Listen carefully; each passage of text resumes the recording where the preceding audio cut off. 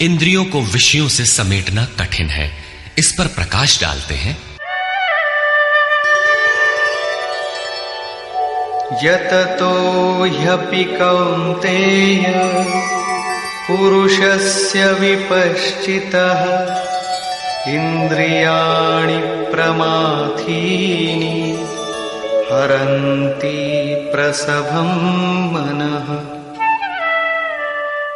कौन्तेय, प्रयत्न करने वाले मेधावी पुरुष की प्रमथनशील इंद्रियां उसके मन को बलात् हर लेती हैं, विचलित कर देती हैं। इसलिए तानि सर्वाणि संयम्य युक्त आसीत मत्परः वशे हि यस्येन्द्रियाणि तस्य प्रज्ञा प्रतिष्ठिता। उन संपूर्ण इंद्रियों को संयत करके योग से युक्त और समर्पण के साथ मेरे आश्रित हो, क्योंकि जिस पुरुष की इंद्रियां वश में होती हैं उसी की बुद्धि स्थिर होती है। यहां योगेश्वर श्री कृष्ण साधन के निषेधात्मक अवयवों के साथ उसके विधेयात्मक पहलू पर जोर देते हैं। केवल संयम और निषेध से इंद्रियां वश में नहीं होती, समर्पण के साथ इष्ट चिंतन अनिवार्य है। इष्ट चिंतन के अभाव में विषय चिंतन होगा, जिसके कुपरिणाम श्री कृष्ण के ही शब्दों में देखें।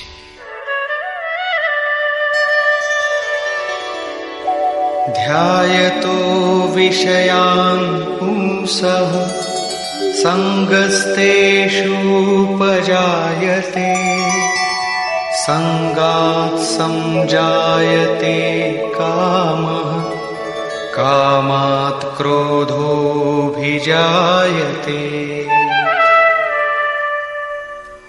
विषयों का चिंतन करने वाले पुरुष की उन विषयों में आसक्ति हो जाती है। आसक्ति से कामना उत्पन्न होती है।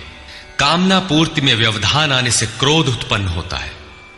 क्रोध किसे जन्म देता है? क्रोधाद् भवति सम्मोहः सम्मोहात् स्मृति विभ्रमः स्मृतिभ्रंशात् बुद्धिनाशो बुद्धिनाशात् प्रणश्यति। क्रोध से विशेष मूढ़ता अर्थात अविवेक उत्पन्न होता है। नित्य अनित्य वस्तु का विचार नहीं रह जाता। अविवेक से स्मरण शक्ति भ्रमित हो जाती है, जैसा अर्जुन को हुआ था। भ्रमतीव च मे मनः। गीता के समापन पर उसने कहा, नष्टो मोह स्मृतिर्लब्धा। क्या करें क्या न करें इसका निर्णय नहीं हो पाता।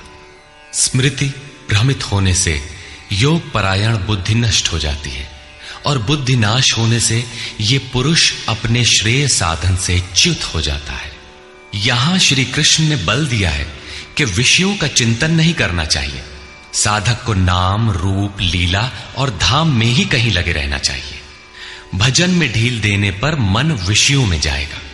विषयों के चिंतन से आसक्ति हो जाती है। आसक्ति से उस विषय की कामना साधक के अंतर मन में होने लगती है।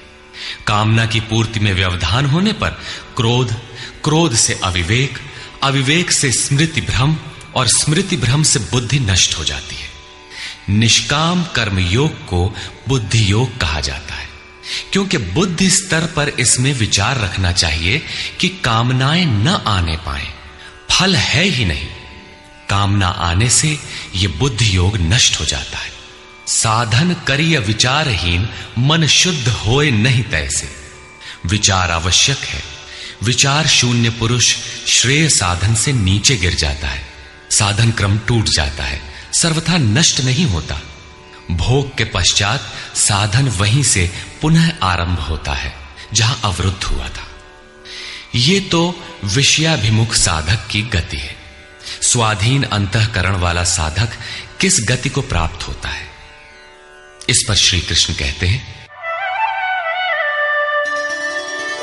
रागद्वेष वियुक्तैस्तु विषयानिन्द्रियैश्चरन् आत्मवश्यैर्विधेयात्मा प्रसादमधिगच्छति। आत्मा की विधि को प्राप्त प्रत्यक्षदर्शी महापुरुष राग द्वेष से रहित वश में की हुई अपनी इंद्रियों द्वारा विषयान चरण विषयों में विचरता हुआ भी प्रसाद मधिगच्छति अंतःकरण की निर्मलता को प्राप्त होता है। वो अपनी भाव दृष्टि में रहता है। महापुरुष के लिए विधि निषेध नहीं रह जाते, उसके लिए कहीं अशुभ नहीं रहता जिससे वो बचाव करे, तथा उसके लिए कोई शुभ शेष नहीं रह जाता जिसकी वो कामना करे।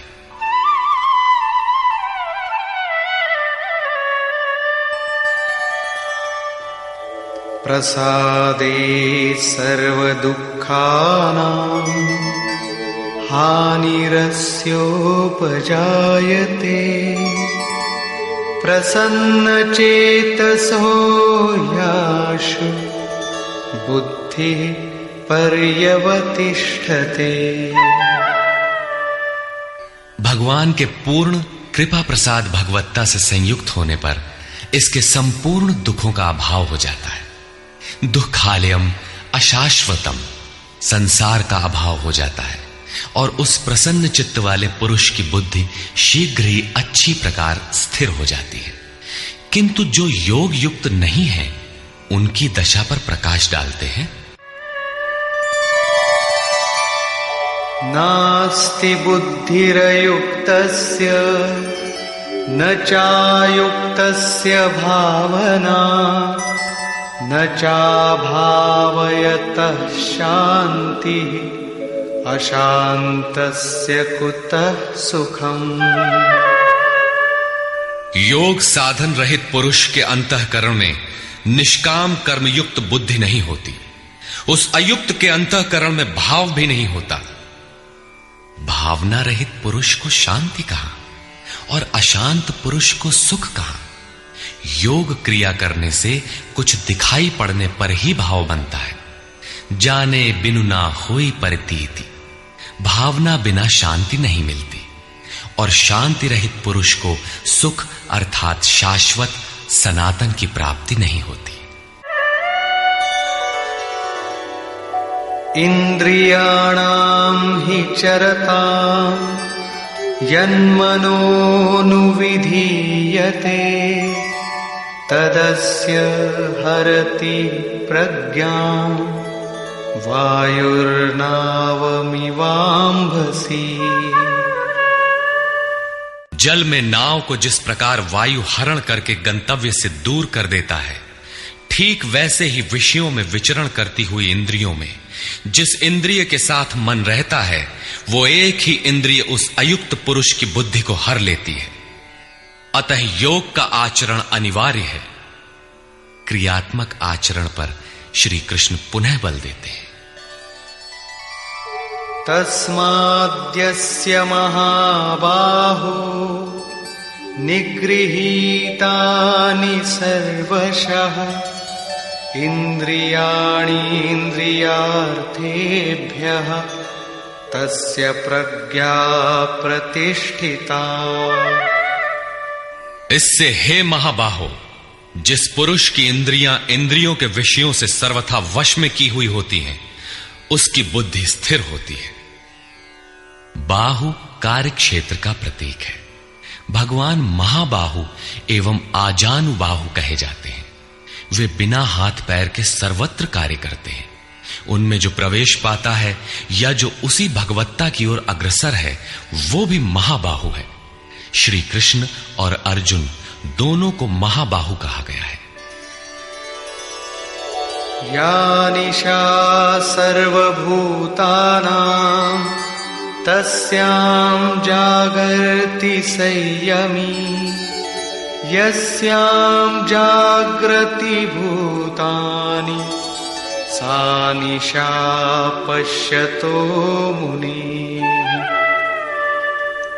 संपूर्ण भूत प्राणियों के लिए वो परमात्मा रात्रि के तुल्य है, क्योंकि दिखाई नहीं देता, न विचार ही काम करता है, इसलिए रात्रि सदृश है।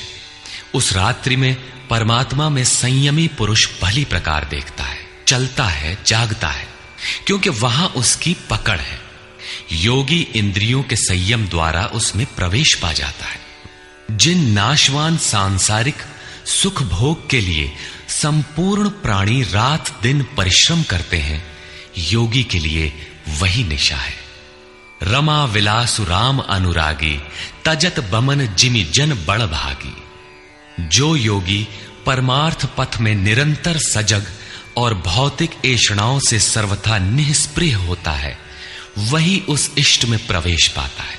वो रहता तो संसार में ही है, किंतु संसार का उस पर प्रभाव नहीं पड़ता। महापुरुष की इस रहनी का चित्रण देखें। आपूर्यमाणमचल प्रतिष्ठम् समुद्रमापः प्रविशन्ति यद्वत् तद्वत् कामायं प्रविशन्ति सर्वे स शान्तिमाप्नोति न कामकामी। जैसे सब ओर से परिपूर्ण अचल प्रतिष्ठा वाले समुद्र में नदियों के जल उसको चलायमान न करते हुए बड़े वेग से उसमें समा जाते हैं, ठीक वैसे ही परमात्मा में स्थित प्रज्ञ पुरुष में संपूर्ण भोग विकार उत्पन्न किए बिना समा जाते हैं। ऐसा पुरुष परम शांति को प्राप्त होता है, न कि भोगों को चाहने वाला। भयंकर वेग से बहने वाली सहस्त्रों नदियों के स्रोत फसल को नष्ट करते हुए, हत्याएं करते हुए, नगरों को डुबाते हुए, हाहाकार मचाते हुए बड़े वेग से समुद्र में गिरते हैं, किंतु समुद्र को न 1 इंच ऊपर उठा पाते हैं और न गिरा ही पाते हैं, बल्कि उसी में समाहित हो जाते हैं। ठीक इसी प्रकार स्थित प्रज्ञ महापुरुष के प्रति संपूर्ण भोग उतने ही वेग से आते हैं, किंतु समाहित हो जाते हैं। उन महापुरुषों में न शुभ संस्कार डाल पाते हैं, न अशुभ। योगी के कर्म अशुक्ल और अकृष्ण होते हैं, क्योंकि जिस चित्त पर संस्कार पड़ते हैं उसका निरोध और विलीनीकरण हो गया। इसके साथ ही भगवत्ता की स्थिति आ गई। अब संस्कार पड़े भी तो कहां?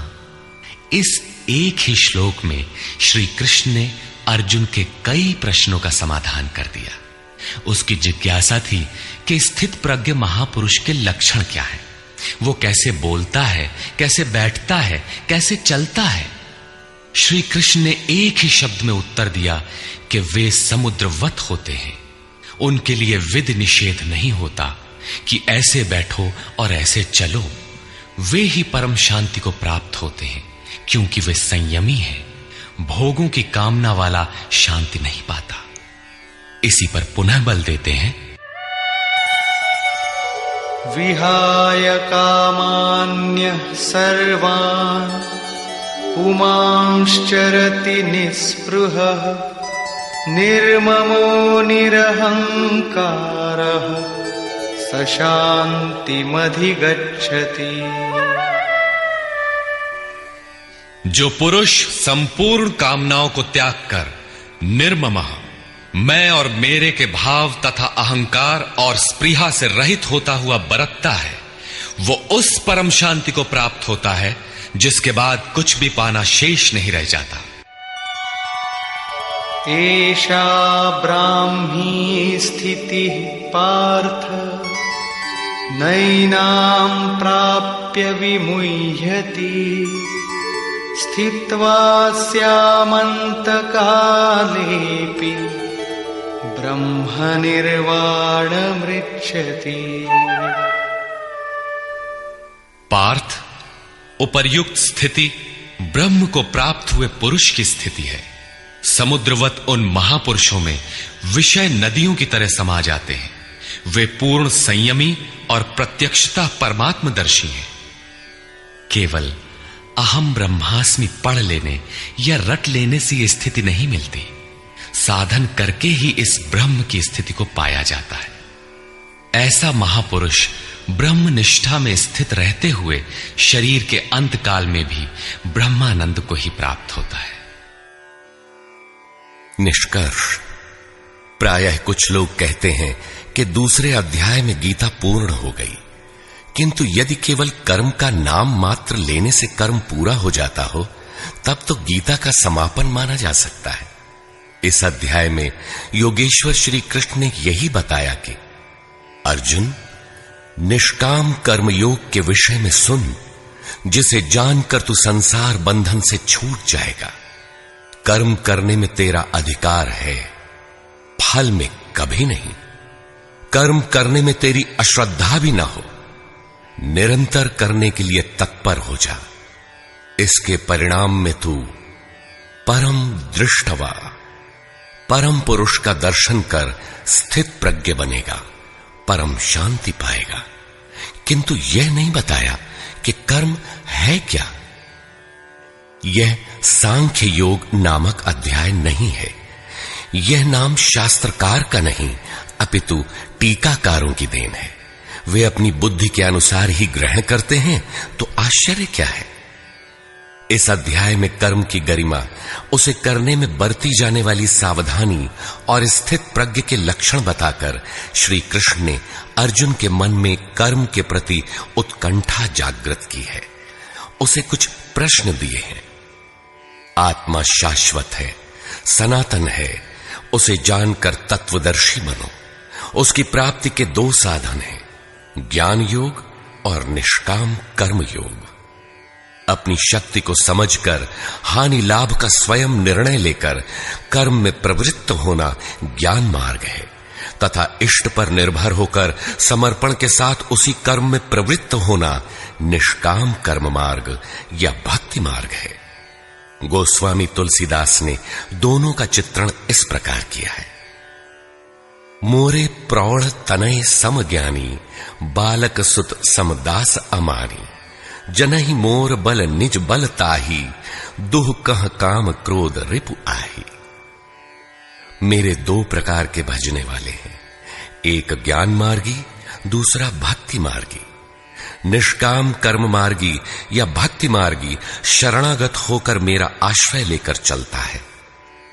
ज्ञान योगी अपनी शक्ति सामने रखकर अपनी हानि लाभ का विचार कर अपने भरोसे चलता है, जबकि दोनों के शत्रु एक ही हैं। ज्ञान मार्गी को काम क्रोधादि शत्रुओं पर विजय पाना है और निष्काम कर्म योगी को भी इन्हीं से युद्ध करना है। कामनाओं का त्याग दोनों करते हैं और दोनों मार्गों में किया जाने वाला कर्म भी एक ही है। इस कर्म के परिणाम में परम शांति को प्राप्त हो जाओगे। लेकिन यह नहीं बताया कि कर्म है क्या। अब आपके भी समक्ष कर्म एक प्रश्न है। अर्जुन के मन में भी कर्म के प्रति जिज्ञासा हुई। तीसरे अध्याय के आरंभ में ही उसने कर्म विषयक प्रश्न प्रस्तुत किया। अतः ओम तत्सदिति श्रीमद् भगवद गीता सूपनिषत्सु ब्रह्म विद्यायाम योग शास्त्रे श्री कृष्ण अर्जुन संवादे कर्म जिज्ञासा नाम द्वितीयो अध्यायः।